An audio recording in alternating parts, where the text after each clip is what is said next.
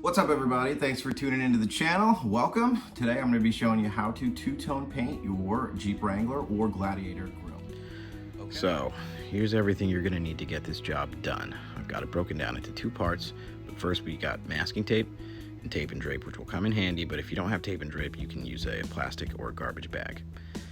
Next I've got 400 grit sandpaper, face and eye protection, spray bottle of water, 91% isopropyl alcohol, Dupli-Color paint prep spray, primer, and our paints. So I'm doing three tones. First I've got a metallic blue, a metallic black, my factory order Mopar billet silver, clear coat, and Wire's ultimate paste wax to seal everything up. And so that's really all you're going to need to actually get the painting portion done. Now I'm actually going to put it on the Jeep so you can see what it looks like without going to this step. But I'm kind of going for something that looks a little bit or as close to a factory finish as I can get it. So if you are interested in taking the step after clear coating to get it to mirror out as best as possible, this is what we're gonna have to do. We're gonna have to wet sand it, compound, and polish it.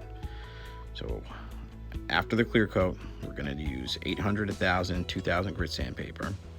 We're going to need a sponge. We're going to soak this and use it as a sanding block while we're wet sanding. I'm going to be using Grille's Garage Fast Correcting Cream. It's a heavy cut compound. And then I'm going to be finishing up with their Perfecting Cream, which is a finer finish polish. I'm going to use my dual action polisher here with a 3-inch backing plate, microfiber cutting pads. And I'm also going to be using my 1-inch dual action polisher with a combination of microfiber and foam cutting pads. Now, this is not a mandatory item, but if you can get your hands on one, I highly suggest it. I will link everything in the description below. This is going to make your life so much easier. Otherwise, you are going to have to do it by hand, which is going to be very tedious. This makes quick work of the tight areas. And for both steps, you're going to need microfiber towels. Be prepared to throw some of these away. Okay, I'm just warning you now. I'm going to be using compressed air as well. It's going to help me out with drying and blowing off any of the sanding dust that we create. And lastly, we are going to need our grill. So this is what it looks like, and let's get started.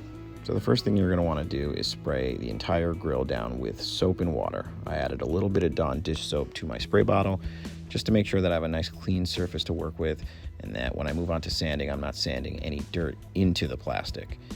Take your microfiber, dry everything down.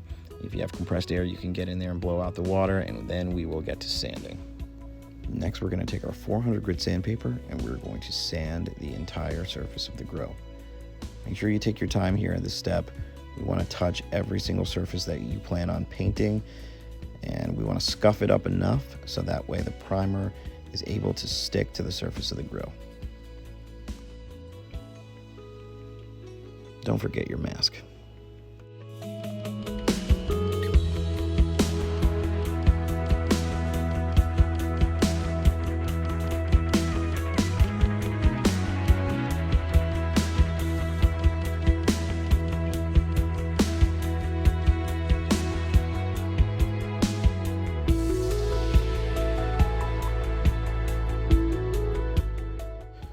Next, we're going to go back to our spray bottle and we're going to rinse the entire grill down and try to remove all of this stuff that is now sitting on the face of your grill. It's just the debris from sanding.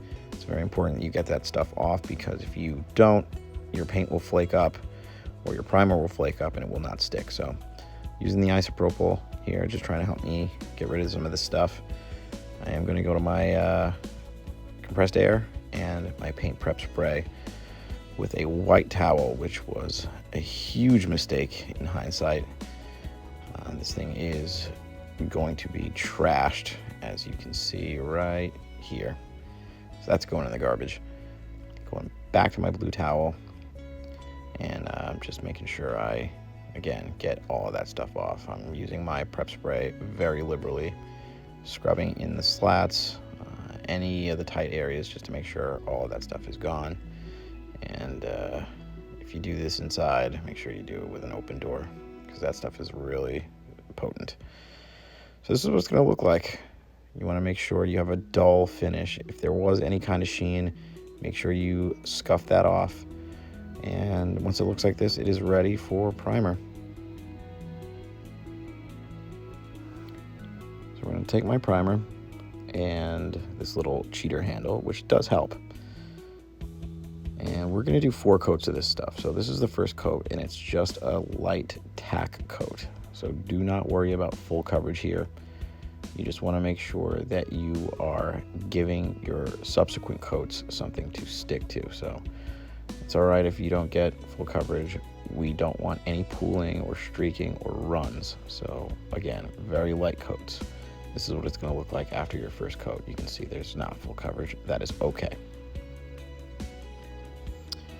Now for our second coat, we want to make sure now we're getting a little bit more coverage.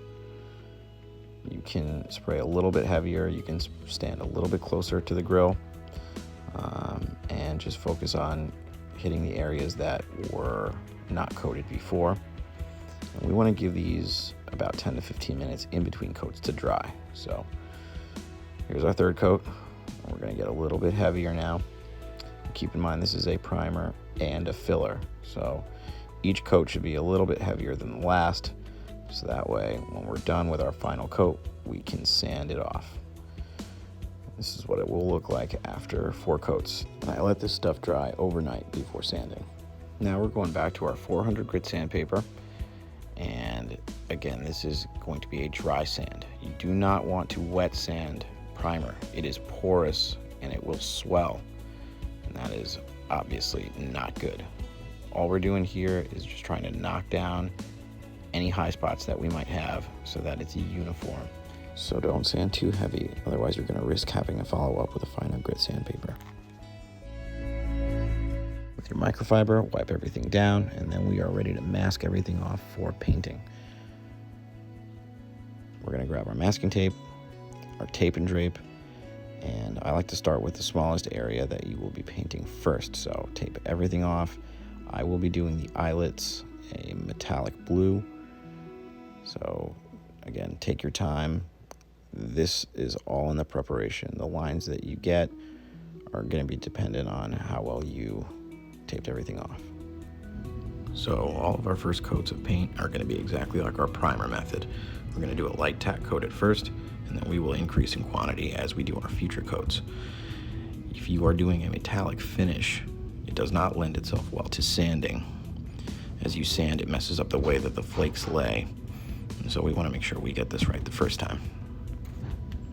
Again, give each coat at least 10 to 15 minutes before doing future coats. This is what it looks like after 4 on each eye. So I'm letting it dry for another 10 to 15 minutes, and then I will remove the masking.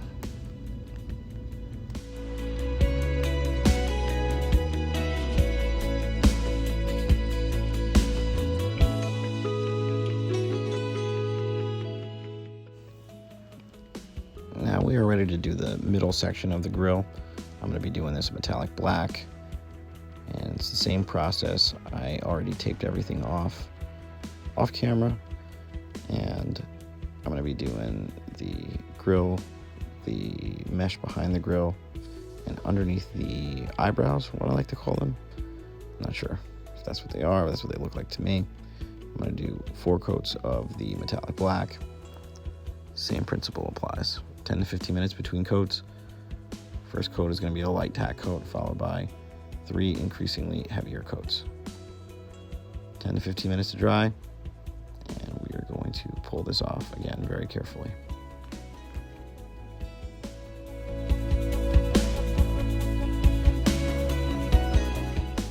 So now it's time to do our color matching. I've got my Mopar billet metallic silver ordered directly from the website and sent to my local Jeep dealership. It was about $17 for each of these cans, but they are an exact match to all of the factory Jeep colors. So we're going to do 6 coats of this stuff. 6 coats is enough to get you some really good depth, and it will look like it came from the factory this way. Same principles apply. Light coats, 10 to 15 minutes between coats. Make sure you're getting nice even coverage. You are going to want to make sure to shake this very often while you are spraying. The metallic flakes can tend to settle at the bottom, which we want to avoid if possible.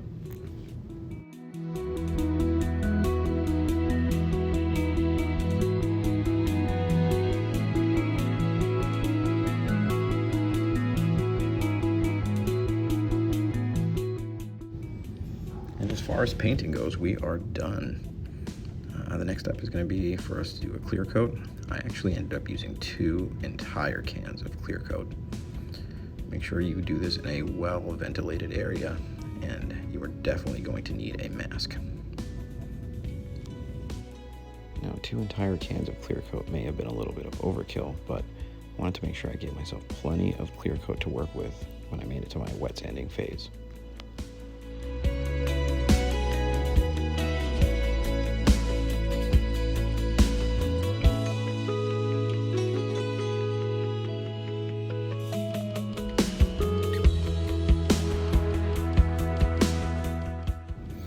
You're going to want to make sure you give this stuff at least 48 hours to properly dry and cure, especially if you're going to be sanding it. You can get away with 24 hours if you're not sanding, but because I used 2 full cans, I wanted to really make sure that this stuff hardened up and really cured to the paint.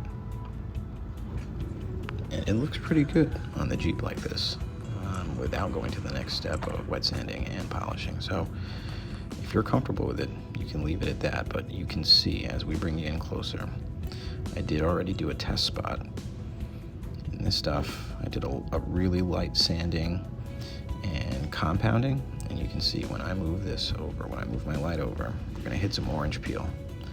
And that's what you're gonna have if you don't do the sanding step. So if you want it to mirror out like this, and not have it look like this, it's not going to be as reflective. You will have to wet sand, but this might be okay for some people, so to each their own. But if you do want to fix this issue, I will show you how to do it. So we're going to start with our 1000 grit sandpaper, a sponge to use as a sanding block. I'm going to grab our spray bottle, make sure this is nice and full, and when we are doing our wet sanding, we want to make sure we keep the panel saturated with water at all times. You're going to be spraying and sanding simultaneously, and you don't really want to go even more than just a few seconds without continuing to completely saturate the entire panel. When you first start doing this, it's going to be a little bit grabby. You do not want to put down firm pressure. You just want to keep working 2 steps forward and 1 step backward until the sandpaper starts to feel slick under your hands. So you can check your work, stop for a second, use your hands. You're going to feel that it's starting to smooth out a little bit, and that's your cue that you're on the right track. Be very careful around the edges because you can burn through, and that would be no good. You can burn straight through the paint into the primer and sometimes even into the plastic. You would have to repaint the entire section at this point. That would be disastrous. Once our section feels nice and smooth, it's time to move on to 2000 grit. So we're going to wet sand here as well, and this is just to remove the scratches left over from the 1000 grit, so it should take half as much time. You can see in the water, you'll know you're on the right track when you have a lot of spent clear coat down there.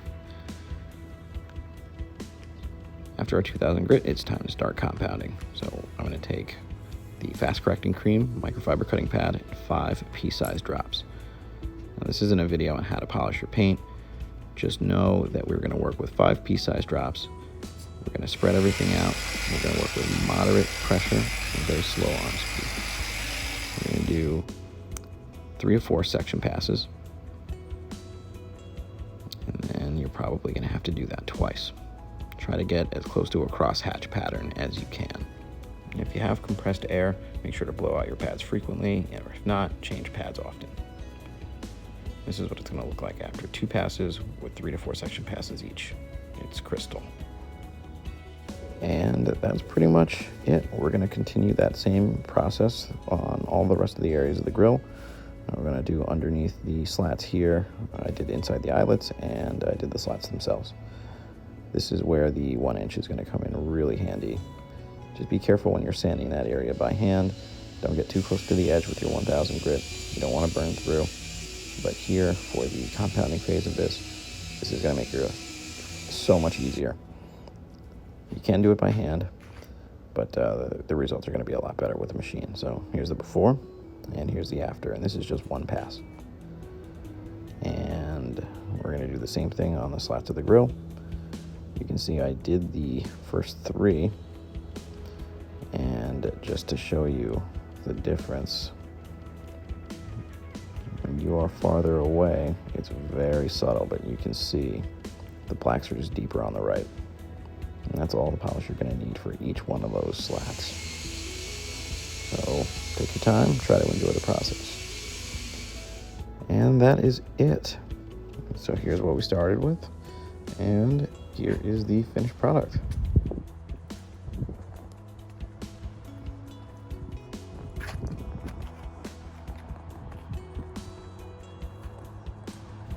You can see the surface is glossy, it is highly reflective, and the paint matches up really well. So I'm happy with the way this turned out. This entire side project took me about a week. So if you remember, this is what it looked like before we did our wet sand, compound, and polish. And here's what it looks like after. Perfect match. All right, that's it, guys. Hope this was helpful. Happy painting.